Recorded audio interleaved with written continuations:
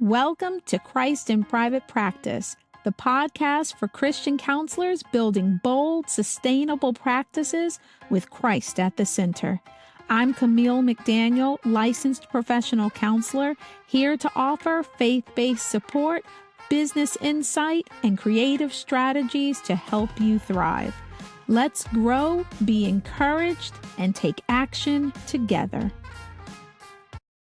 Welcome back for another episode, Christ in Private Practice. I want to jump right in and talk to you this episode about expanding your practice and what it means to expand our practice, because there's some of us who are actually feeling called to grow. And we may not even necessarily be super clear quite yet. And some of us might be very clear on what that growth looks like. So are you being called to actually grow by adding more clinicians to your practice? Are you being called to grow by adding some digital services or other products? Digital might be a course that you create, or it might be some online training or workshop. Some other service might be a workbook. It might be a book. You might have them both together. There are a number of different things that you can do to expand. I know that mostly we are probably a little bit more aware of expansion when it comes to adding clinicians to your practice, but there are other ways. And so when we are called to grow, when we feel as though the Father is just saying to us that we need to increase our impact in the world, just know that there are multiple ways to increase your impact, and you just want to pray on what seems to be the path that you need to take at this particular season in your life. And then you want to take a look at what are the potential challenges that might pop up to make this a little bit difficult along the way, because there is, again, also the fear of failure, the fear of success we've talked about in other episodes. And sometimes that kind of adds some doubt about whether or not we have the time to do it, whether we're going to have the resources and the knowledge. Are we going to mess up? Or what if this grows fast? And then what do I do? So there's a lot of different things that could stand in our way. And if you are aware of that at the onset, you can start to challenge it now, start to kind of work through it now, so that you are able to move forward in doing what it is that you're supposed to be doing. Hello, Christian mental health professional. I want to stop and talk to you for a quick minute about something that is truly impactful.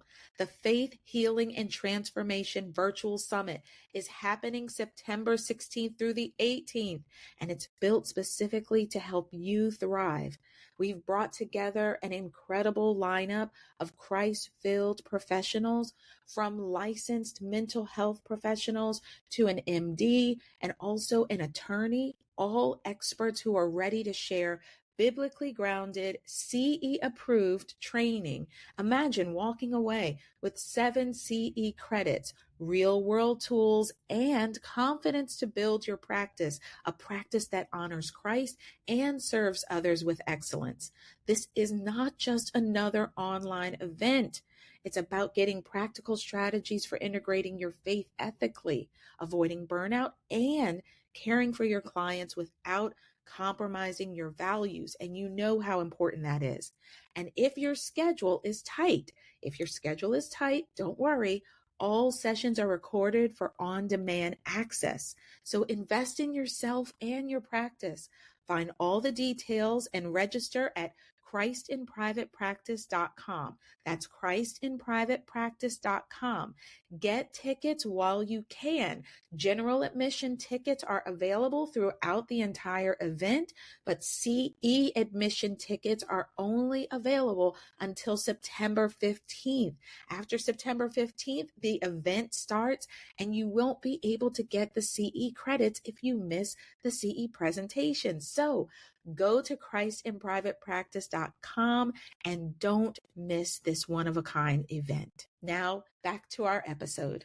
So let's go ahead and like I was saying before, expansion can mean a lot of different things, but let's look at what it could look like for you.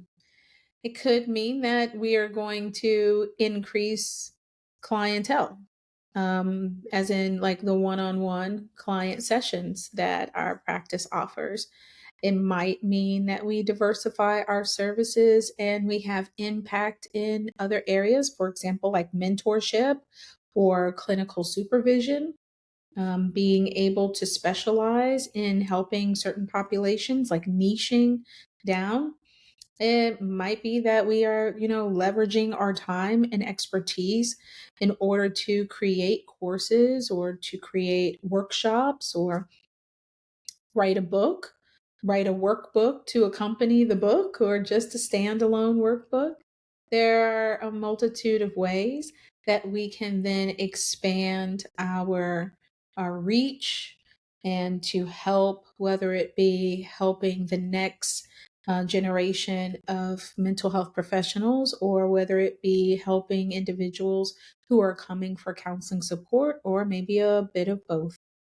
So we want to look at, while we are growing, make sure that it aligns with our vision and our mission and lines up with our ethical codes always. So that's just some practical things that we want to consider as we are thinking about what it's going to mean to like expand for our business. And as you're doing that, you also have to make sure to take note of any ethical or legal considerations. Like, let's say that you feel called to expand by adding more clinicians to your practice. And if that happens to be the case, then there are some things that you're going to want to think through. Do you desire to bring on to your practice bring on board associate licensed clinicians or fully licensed clinicians? If you happen to bring on fully licensed clinicians, then there's not so much of the concern about clinical supervision, but you definitely are going to want to be very, intentional in the hiring process. And I'll talk about that in a quick minute. If you happen to bring on associate licensed clinicians, then you are going to want to have consideration for who might be offering them clinical supervision, and even if they are getting supervision outside of your practice, in order for their hours for state licensure to count, then they still need to have a director at the practice that they are checking in with that can vouch for how they're doing. And so you are going to want to have still an idea of what this is going to look like if you have individuals who are associate licensed. You want to make sure that, like, if you happen to be a practice that accepts insurance, for example, are you going to be able to have your associate clinicians actually see your clientele? Some insurance companies are fine with associate licensed clinicians seeing their members. Some insurance companies require that you have a special contract or additional stipulation in your contract. So you would need an addendum to your contract. And then there are some insurance platforms or insurance companies that do not allow it at all. So you're going to want to double check with, your state insurance carriers. And then there are, for example, there's some, as far as I know, like Medicare, Medicaid, do not allow associate licensed counselors to see their clients. However, that very well may differ depending on the business structure that you have. So if you happen to be a private practice where you have mental health clinicians, no one who happens to be like a medical physician as well, there are some contracts that will possibly allow an associate license to see their members if there happens to be a doctor on staff and some accompanying medical professionals in addition to that doctor. So you have to really ask the insurance companies the questions, make sure that you do your due diligence so that you do not commit insurance fraud, and get yourself into any kind of trouble with regards to that. Then there is, like I was mentioning, like the hiring process. You want to be very intentional when you happen to be bringing people on and not necessarily just asking questions about how they help certain clientele with certain challenges. You want to not only know if they are aware of the challenges and how to help them with the right theoretical orientations and the right process and all of that, but you want to actually get from them what is their operation as far as note keeping. What are their ideas of proper note keeping and time frames that they think are reasonable to get notes in, and how have they usually handled that in the past, and start to kind of think through some of the things that might be administrative and how do they handle if they happen to be running late as it relates to clients, and what are their thoughts on taking vacations and self care, and how do they take care of themselves. And those things are important because if you've ever been in a group, even if it wasn't your own group, because you're just considering expanding, but if you've ever been in a group practice where individuals don't take care of themselves and they work until they're burned out, you know how that can then impact the whole practice. That can impact a whole number of clients who are on that person's caseload. That can impact whether or not that individual is able to rightly assess what needs to be done for their clients and then implement that. There can be a lot of different unfortunate domino effects if the person does not have some awareness of balance and be willing to practice that in their own lives, in addition to then other administrative tasks that might need to get done in a timely manner. So you want to ask some questions. You also want to ask questions that might give you an idea of that person's personality. Why? Because when you happen to be creating a team, you do want to make sure that the atmosphere flows as nice as possible. I mean, we don't have a crystal ball, but these are things that sometimes go overlooked because we are focusing more so on their ability to see certain clientele. Do they have the skills? Do they have the training? Do they have the degree needed? And we might be overlooking some of the other things that make it a comfortable place to work, that allow it to be a team approach. If you have more of a practice where you want there to be team and togetherness and helping one another, versus some practices where that might not necessarily be the main focus and the main mission. It's okay if everybody works independently, if people don't really see each other and they don't get to learn who's on the team, as long as they are helping the clients with a certain level of client satisfaction rate. So you want to be clear on what your vision, what your mission is, and does this individual that you're bringing on fit into that mission, fit into that vision that you have for your practice.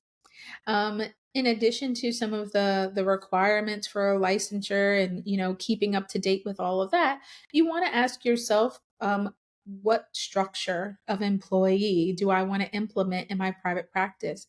Do I want to have a W-2 employee?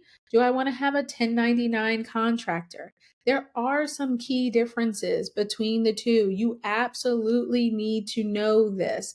So take a look at the IRS website because they break that down. Take a look at the Department of Labor website so that you don't find yourself treating your 1099 contractor like a W-2 employee.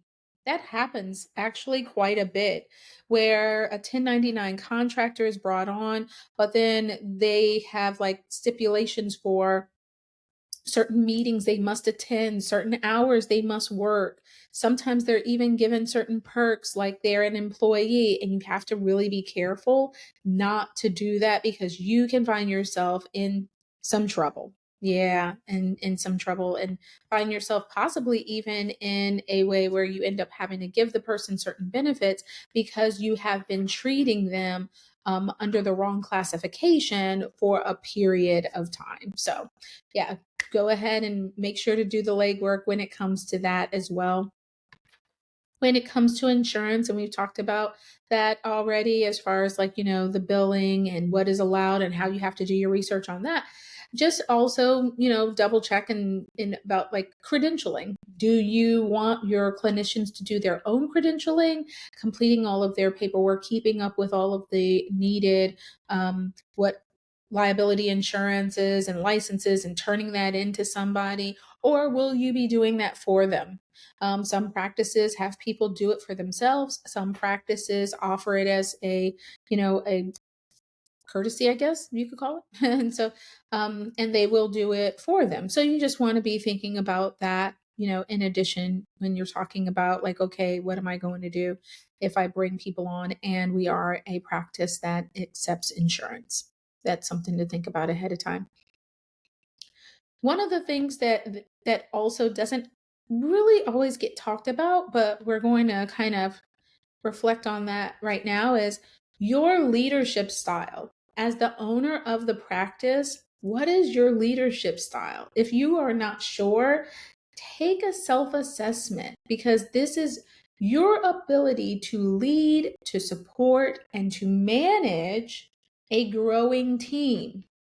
You want to ask yourself, so if you're an individual who does not really like having to talk to people and counsel them when they are kind of off track from the mission and the vision, because that feels too much like conflict for you and that really feels very uncomfortable and you would rather not do it, then you want to ask yourself, if you want to expand in the way of adding more clinicians, first of all, are you hearing the father correctly?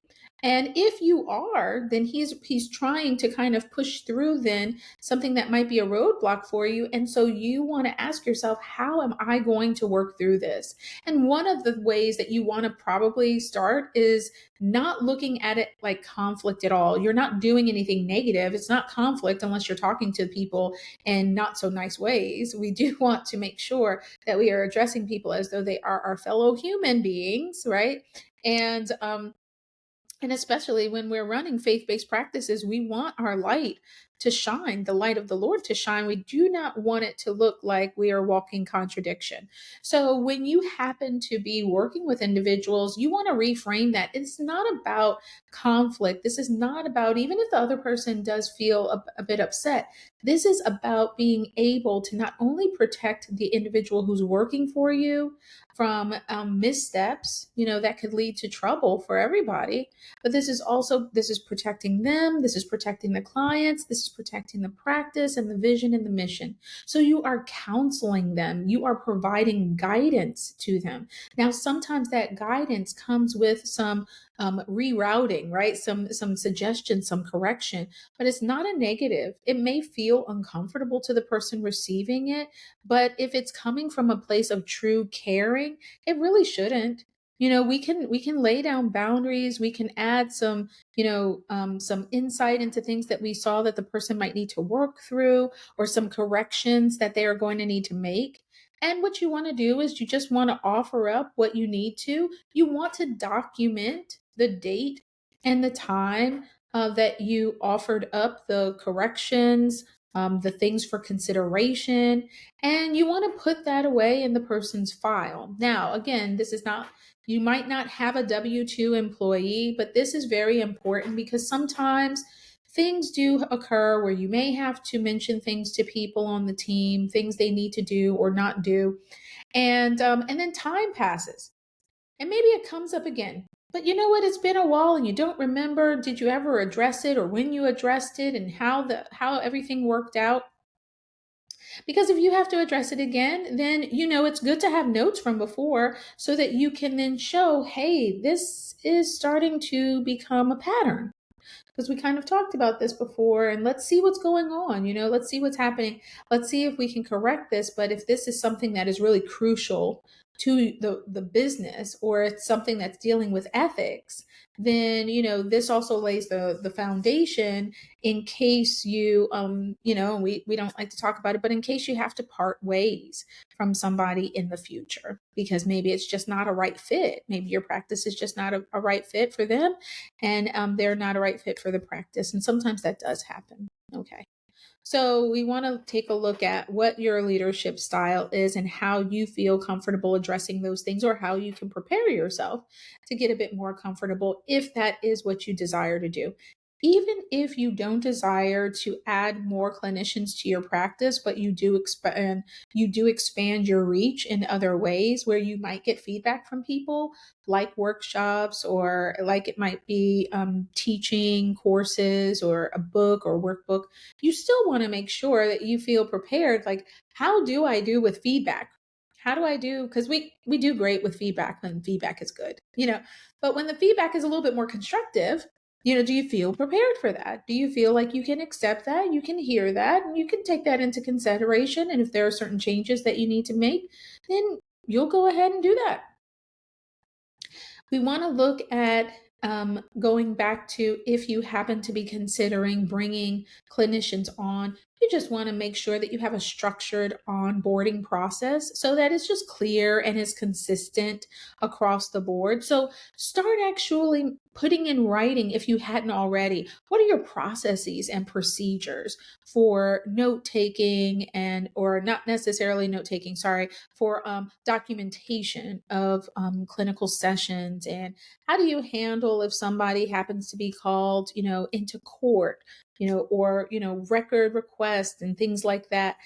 Start just documenting how this will be processed. Is all of this going to run through you as the director of the practice? Is this going to run through like an admin assistant that you already have? Start writing down what your processes and your procedures are for how things are done at your practice if you plan on adding additional people. And if it's not additional people, but it happens to be courses, or it happens to be workshops, or anything else, again, what is the process? How are you going to implement this? What are the procedures if somebody happens to have a complaint or a question or concern? How are you going to handle those things? And then if it happens to be like, things where maybe like a book, a workbook, and how are you going to register the name? How are you going to protect your intellectual property? All of those things you just want to kind of be able to consider. So um, it is important that we just know when we are having or when we are not having, when we are expanding and it has to do with adding more people, we also want to, and this may not be a policy that's for everyone, but just for yourself as the director, as the owner, you just want to have a communication and conflict resolution policy. Just so how are you going to regularly check in with the members of your team to address any challenges that might be coming up for them? How are you going to just make sure that everything is still aligned? Everyone is in alignment with the vision and the mission of the practice.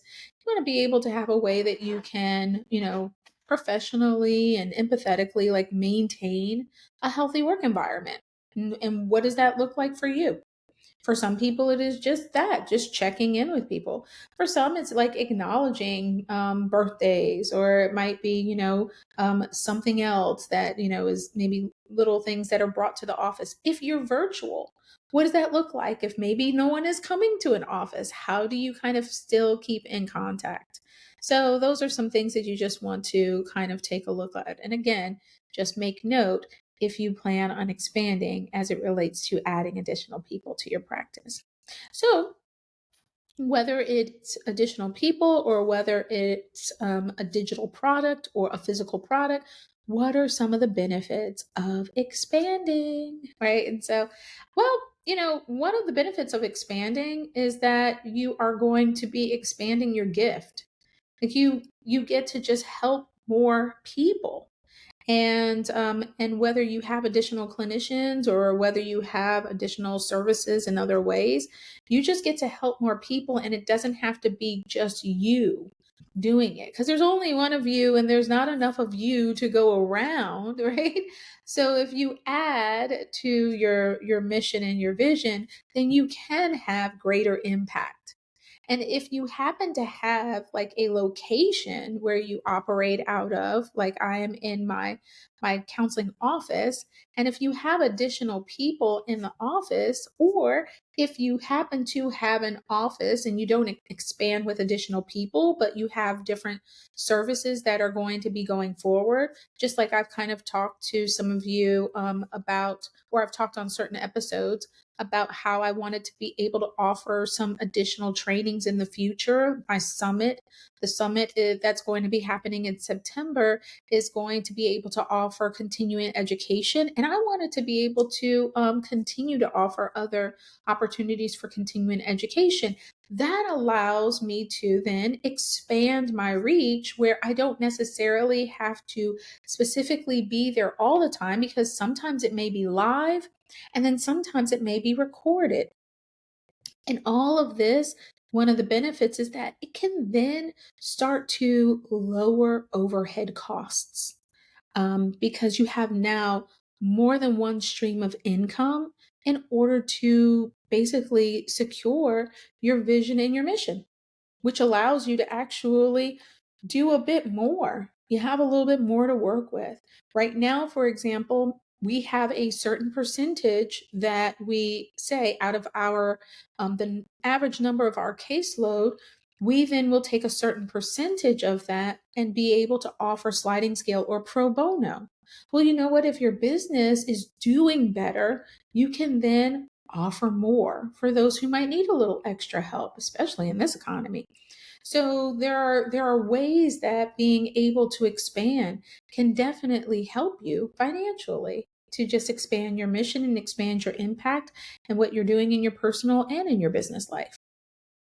This allows you to support the community. That's another benefit, right? Because when you happen to be, creating things that give more impact, whether you're working with a team of people, more clinicians, or whether you happen to be able to do things that help people like through a workshop. So you are still helping more people, but you don't necessarily then have the one-on-one, but the topic and the information allows more people to be helped all at the same time, then you are participating in the health of communities wherever individuals are coming to you from, which means that then healthier communities can trickle into healthier individuals, trickle into healthier families, trickle into healthier communities, right? So this is one way for you to support not just the individuals, but influence families and communities, which is pretty cool. If you happen to expand, like even with your digital products, you can find that like creating the digital product then can allow you to reach the right audience no matter where it is. So you don't necessarily have to fly all the way to London, but you might be helping someone in London. You don't have to go all the way to, Persia, but you might be helping somebody there. So it's really cool how like digital products can just, I mean, they can travel, and physical products too, books, workbooks, or just the book alone, all of that. Those are the benefits really of being able to expand your reach, which is why maybe many of you are being called, because whatever it is that you are doing can really reach with some creativity, and how you're going to get it done can really reach people all over.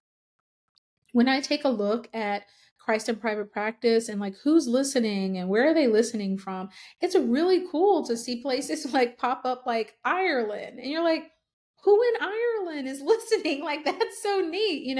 I'm all the way in the United States. And so it's like, who in Ireland is listening? Or one time I did see, I think I saw I saw Ireland, I saw Jamaica. I think I definitely I saw Canada, because we have some Canadian colleagues who chime in. Definitely in the United States and in different parts of the US. I even saw Russia once, and I'm like, this is so wild how sometimes it can just creep out all over the place. So I think that's really cool. So you definitely have the potential to create impact in spaces that you might not ever go to yourself physically, but your voice and your skill set is traveling there still. So that's really neat. If you happen to be building some digital products, I just will throw out there and let you know just a couple of things that I have looked into or I have used. And these are kind of platforms that you could consider. It just depends on what you're trying to do. So when it came to like digital products, as in, like the podcast that I'm on, like for me, I use Riverside FM. Actually, it's riverside.fm. And I find it to be really great for a lot of my needs. There are a lot of other places that people, record their podcasts. But that's what I happen to use for my recordings. And then when it comes to like online courses, like I have a course or then I have the summit.